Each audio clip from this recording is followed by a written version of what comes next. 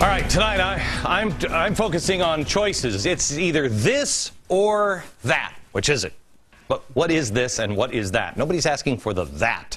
We just know we don't want this. But what does this mean? And I'm not going to talk to you about opinion. I want to talk to you about facts. Can't argue facts. You can argue my opinion all day long. Can't argue the facts. Last night, I put on the chalkboard these words: no nukes, no coal, no oil, no natural gas. Well, let's take a look at this, shall we? Coal provides how much of everything that comes out of that magic switch there in your house, how much of it comes from coal? 45%. Every time you make toast, bow down to the coal god. 45% of all of our electricity. But we can't use it because it's dirty, right? The very next lump of coal burned is going to propel us into perpetual night and floods and fires. It's going to be awful. Block out the sun. Oil and gas, the next largest percentage of our electricity that we use in our houses. But they're killing the planet too, right? Natural gas is okay, but you don't hear anybody really championing natural gas on the left, do you? And we all saw the China syndrome. Nukes, are you kidding me?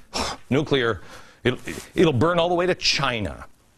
The simple truth is, the only nuclear incident in U.S. history is 3 Mile Island. It took the lives of 0 people. The media. Let me go back to the media here. They keep asking the fear-mongering question: America, are you safe? Are you safe? Could it happen here? Let me tell you, the answer to that question is no. Nope, you're not safe. You're not safe anywhere. You're not safe. You haven't been safe since the day you were born. Yes, it could happen here. Anything could. A 9 or 10 on the Richter scale, you really think that California, you live in California, do you really think that a major fault line is not going to act up sometime? No, it's the odds. Probably not today, but it could. And if you don't think so, you deserve to be in the fault line and when it shakes, just really. Manhattan, do you know there's a major fault line right under Manhattan? This city hasn't been built for that. You think you're safe? No.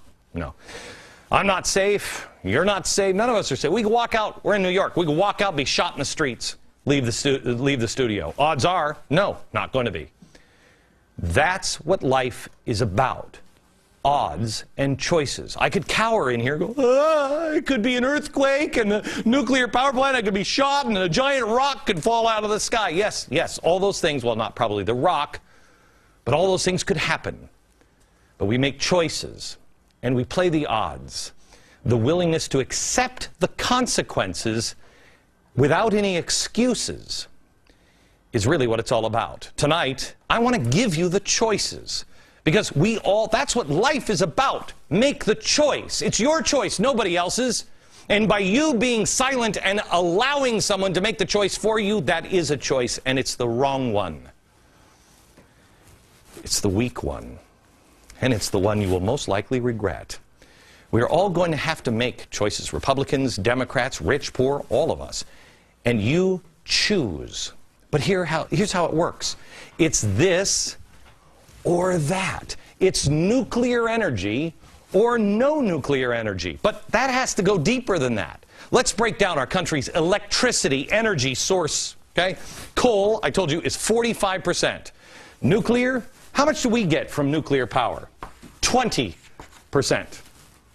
Natural gas, 24%. Petroleum, 1%.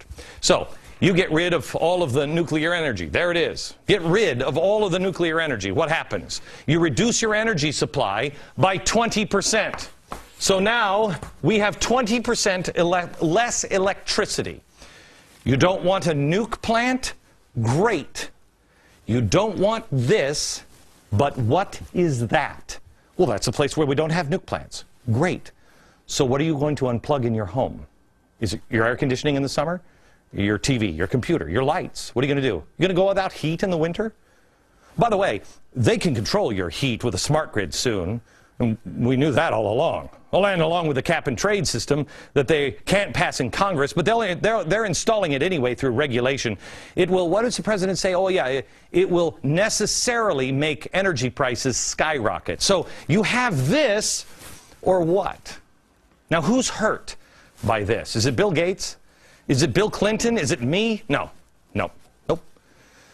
No, the evil rich people that they love to scream about, they'll be able to afford their electricity. It's exactly what caused the revolution in Egypt. That was really about energy and power. They didn't have it. It's the average American that loses. It's the poor and the middle class. The decisions of no nukes, no oil, no coal, without giving you what it really looks like, what the consequences of that choice is irresponsible. The consequence will be paid by your family, real flesh and blood people, struggling to keep warm and to feed their children. So let's say we get rid of that dirty, grimy coal.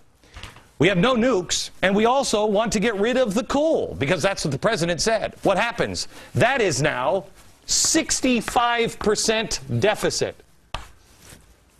What replaces that? Pixie dust? Because all the solar and wind power can't fill that void. MIT professor of mechanical engineering put it in perspective. It would take 4,000 5-megawatt turbines to meet New York City's annual average electric consumption. Do you know the size of a typical wind farm? 300 megawatts. It would occupy a 5-by-5 mile chunk of ocean. That's a lot. We can't get a little one built. Look it up. That's a fact, not an opinion. When you factor in oil, you're not drilling for any more oil. And you factor in the oil prices, what do you have? Well, I'll show you next, because it's where we're headed.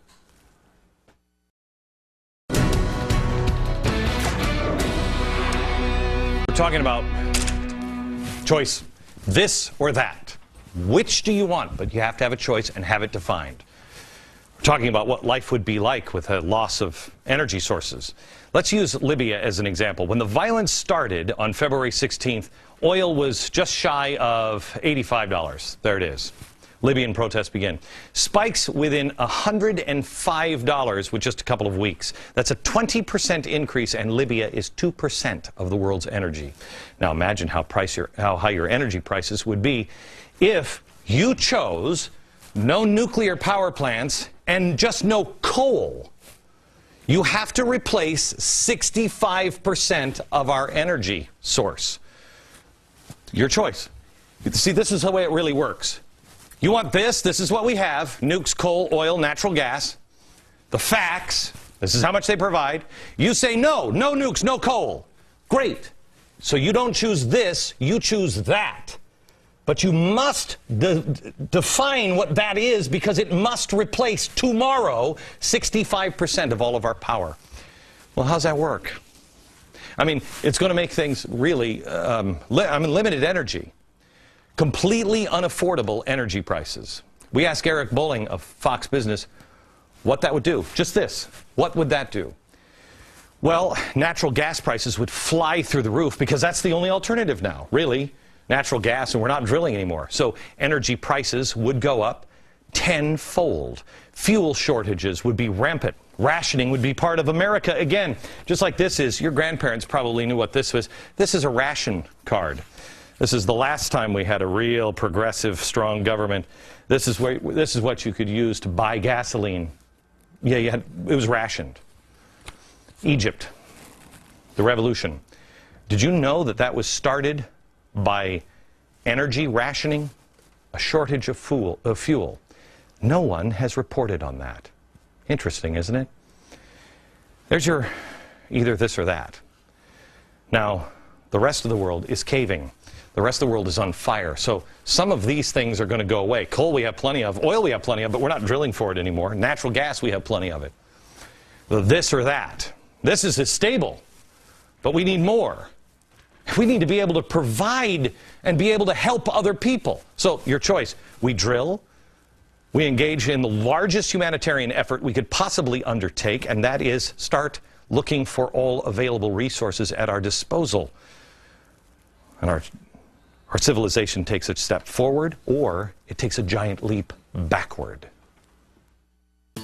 I'm Olympic athlete Mark Spitz. Last night I showed you the real face of evil, the story of the brutal massacre of the Fogel family living in the West Bank settlement, little town of Itamar. The story really bothered me, especially now because we are seeing such goodness coming out of Japan and so much evil out of the Middle East. But I have an amazing update on this Israeli story. In the face of such horrific evil, I think we found another Amish story. In a radio interview, the mourning father who lost his daughter and 3 grandkids taught us a lesson of faith while strengthening the people of Israel. According to reports, his inspiring remarks on the Voice of Israel government radio stunned the interviewer into near silence and brought tears to her eyes. He began to express deep pain, but no anger or calls for vengeance. And the interviewer said, "Where do you find the strength to do this, to strengthen us and not call for vengeance without any anger?" Well, the father answered, "I have worked in education many years. As an educator, I try to strengthen and teach the people of faith. I understand that I cannot be satisfied with words, that I must also implement the same principles on which I have educated others. This is a test of my faith. Can we and will we pass the test of our faith? Take one thing from this show and remember it tonight. The answer to that is yes." America, it is time to prepare, not to freak out, but to E2. Educate yourself. Check out that article at glennbeck.com. We'll see you tomorrow night from New York. Good night, America.